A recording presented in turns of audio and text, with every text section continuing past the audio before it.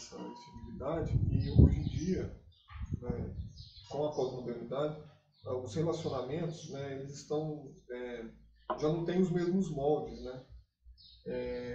O casamento não dura muito, mas acontece que as pessoas fazem uma festa muito grande e logo depois o casamento acaba, né? Tá tudo muito efêmero.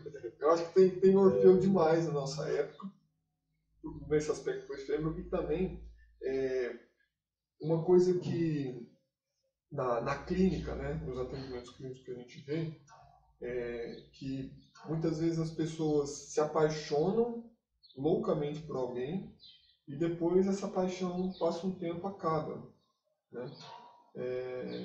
O que eu quero trazer aqui como comentário do mito de Orfeu é justamente uma compreensão, porque assim, os mitos, penso que eles revelam, e outras pessoas também vão concordar com isso, os mitos revelam a condição humana. E quanto mais a gente reflete, quanto mais a gente entra em contato com essas histórias, esses mitos, sejam os gregos, sejam os outros também, a gente entra em contato com algumas narrativas que dizem de nós, sabe? Contam um pouco da humanidade e por aí vai. E aí eu quero trazer para comentar o mito de Orfeu um pouco da obra O Ser Inado, do Jean-Paul Sartre, que é um filósofo francês. Então, para poder fazer o comentário do mito, a partir da visão do Sartre, o Sartre ele é muito conhecido por conta de uma obra que na verdade foi uma palestra e virou um livro, que é o Existencialismo e o Humanismo. É uma maneira que ele expôs o pensamento dele, foi uma exposição muito que caiu na boca do povo, porque é um livro bem curto e bem fácil de compreender, mas só que o Ser Inado é uma obra mais complexa do Sartre. E eu não vou ficar entrando muito em detalhes, sabe? Porque também não é o caso, né? Mas o que eu quero chamar a atenção para poder comentar o mito de Orfeu é o fato de que os mitos, eu penso que eles revelam a condição humana, e eu vejo que a dinâmica dos amantes encaixa muito bem na história do Orfeu e da Eurídice. Porque o Sartre vai falar que o ser humano ele é um ser que é marcado por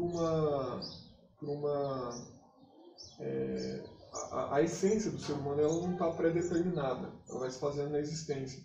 E isso mostra aquilo que ele vai chamar que o ser humano, ao contrário dos outros entes do mundo, ao contrário das outras coisas do mundo, o ser humano não é um ser em si fechado, é um ser para si, é um ser que sempre está em aberto. Isso eu penso que ele é influenciado um pouco pelo pensamento do Heidegger. Mas por conta do ser humano ser um ser para si, que sempre está em questão, está em aberto, o ser humano ele se constrói no tempo? Se constrói no tempo, nas relações. O ser humano é um ser de relação. Não há uma essência pronta que me determina. Eu sou determinado por aquilo que eu faço no mundo e por aquilo que os outros fazem comigo e eu deixo. Tem até uma frase que o pessoal, quando vai falar do Sartre, sempre repete, que a existência precede a essência, né? Então, por conta do ser humano ser esse ser sempre em aberto,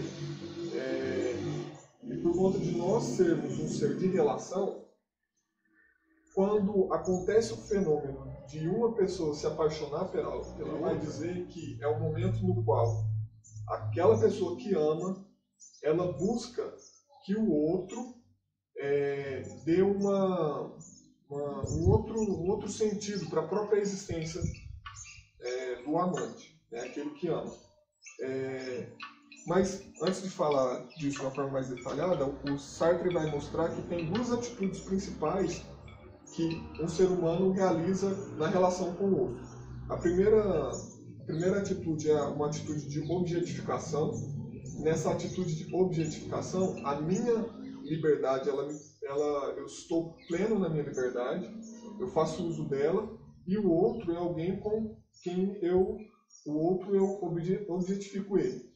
Essa objetificação, através dos meus pensamentos, eu pensar, o fulano é isso. o fulano está fazendo isso, ou ele é isso para mim, né? E só isso. Isso é uma objetificação, uma atitude. E a outra atitude é na qual eu tento assimilar a liberdade do outro. E essa assimilação da liberdade do outro pode acontecer da seguinte maneira. Eu deixo que o outro me determine, sabe? E a determinação que o outro coloca no meu ser, em quem eu sou, eu acolho ela. Tudo bem, eu sou isso e eu fico naquilo.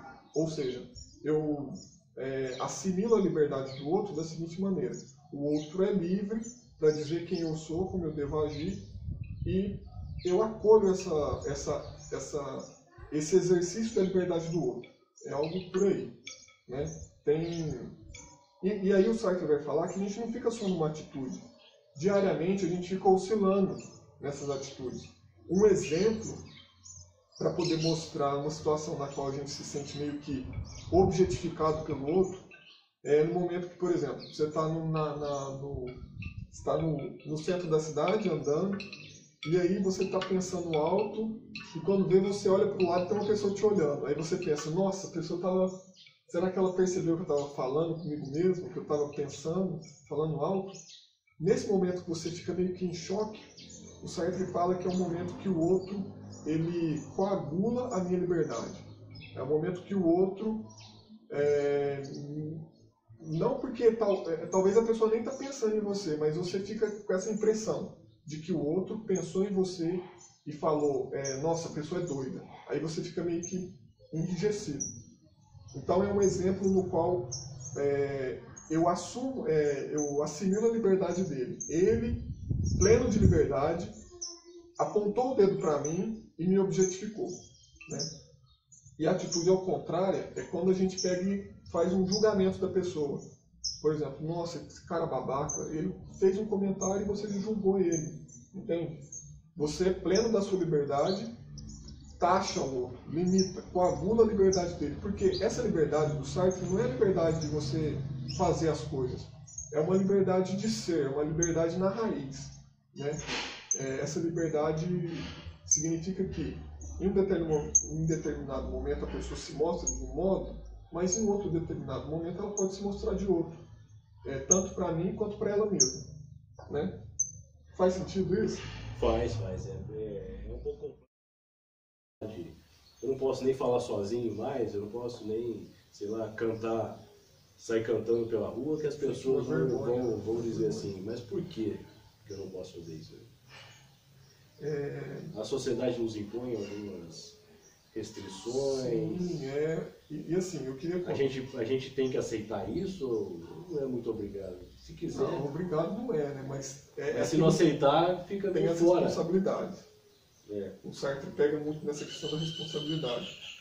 Recomendo a você que está assistindo a ler o livro O Existencialismo e o Humanismo, que o Sartre vai pegar nessa questão, né? Já que a existência precede a essência, nós somos livres para determinar aquilo que é o ser humano. E essa liberdade, ela não deve ser vista como, nossa, que ótimo, agora então não tem nenhum Deus, não tem uma determinação de uma essência, nós vamos realizar aquilo que nós somos, aquilo que nós queremos ser.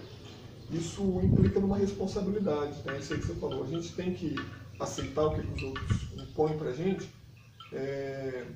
Penso que não, mas só que quando a gente não aceita aquilo que já está colocado, nós somos convocados a realizar elaborar de uma forma criativa aquilo que nós somos e aquilo que o mundo deve ser, porque a gente sempre está numa comunidade, né? Então aquilo que eu escolho fazer sempre vai repercutir no outro. Mas assim, eu quero deixar bem claro que essa é uma compreensão que eu tirei daquilo que eu estudei, do que eu li o Sartre, né? Tem gente que vai conhecer mais a fundo, essa é a minha compreensão. E agora, dando um destaque maior nessa dinâmica dos amantes, o que acontece? O evento de se apaixonar por uma pessoa é um evento no qual você busca assimilar a liberdade daquela pessoa. Por isso que o título da nossa palestra, quando a gente fez lá no Espaço Ser e Tempo, era O Amor como Perdição, né? O título do meu comentário era esse, O Amor como Perdição. O amor como perdição de si. Por quê? Porque nessa busca de fundamentar quem eu sou, eu busco que o outro mostre que eu não sou qualquer um. Que eu, do modo como eu sou alguém muito especial, eu dou um sentido para mim, um sentido que não é só das palavras, mas um sentido dos gestos, da relação, e por aí vai. Então essa é a atitude daquela pessoa que ama, é um apaixonado. E quando a pessoa ela se apaixona, ela busca que o outro, demonstrando, agindo, a partir da sua liberdade, justifique a minha própria existência, justifique de uma maneira na qual eu me sinta amado. Mas só que a partir do momento que a pessoa que eu amo passa a me amar, eu deixo de ser aquele objeto último da existência dela e passo a ser uma pessoa que ela comece a buscar em mim a sustentação do ser dela. Vou colocar assim de uma forma mais clara. E aí que é por conta disso que está fadado a um fracasso. Porque a partir do momento que o outro começa a fazer de mim o centro da existência dele, eu já vejo nele uma pessoa que já está fechada, entende? Que já perde o encanto. Então, o que eu quero dizer é que a partir do momento que o Orfeu olhou para Eurídice, eu penso que ali mostra para a gente que quando a gente sai do encanto de ser apaixonado por alguém e começa a ver o outro na sua concretude, a gente percebe que não é tão apaixonante assim, entendeu? Começa a ver a realidade do outro. É um outro que às vezes não faz o que eu quero, às vezes muda de opinião, às vezes me incomoda, apesar de eu gostar dessa pessoa, ela me incomoda, ela me provoca em algumas coisas, entende?